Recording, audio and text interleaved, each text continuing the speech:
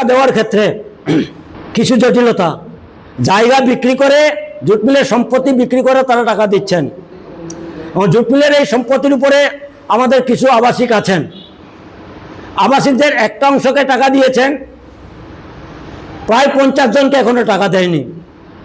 আবাসিকদের যে টাকা দিয়েছেন তার মধ্যে শুধু বেতন ভাতার টাকাটা দিয়েছেন, গ্র্যাচুইটি, লিভ স্যালারি এইগুলি দেওয়া হয় নাই, আইপিএস দেওয়া হয় নাই, ক্লিয়ারেন্স দেওয়া হয় নাই।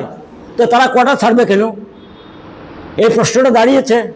তো আমরা কর্তৃপক্ষকে জানাতে চাই, যারা জুট মিলের কোয়ার্টারে বসবাস করে, আবাসনে যারা আছেন, তাদের পূর্ণাঙ্গ টাকা তাদেরকে পেমেন্ট করতে হবে এবং সঙ্গে সঙ্গে তাদের আইপিএস এবং সার্ভিস ক্লিয়ারেন্স লেটার তাদেরকে দিতে হবে, নচেত এটা বৈধ হবে না। তাদের মুখের কথাই আমরা বিশ্বাস করতে পারি না, কারণ যে পদ্ধতি তারা পেমেন্ট করছেন এর মধ্যে সলচাত্রী আছে বলে আমাদের মনে হয়। এছাড়াও আমরা এটা করেছি যে যারা রুগী,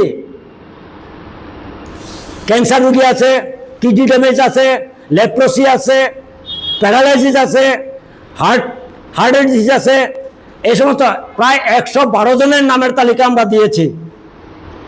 তারা মরণাপন্ন, তাদের টাকাটা আগে দেওয়ার জন্য আমরা সেখানে বলেছি, কিন্তু কর্তৃপক্ষ সেখানেও সিটা ফুটা দিয়ে বাকিদেরকে দেওয়া হয় নাই এখনও।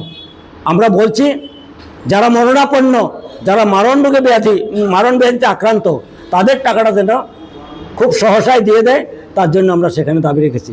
এই সমস্ত বিষয়েই আজকে আমাদের এই সাংবাদিক সম্মেলন। আমরা আশা করি আপনাদের সংবাদ মাধ্যমে আমাদের এই প্রচেষ্টাকে তুলে ধরবেন এবং আমাদেরকে সহযোগিতা করবেন।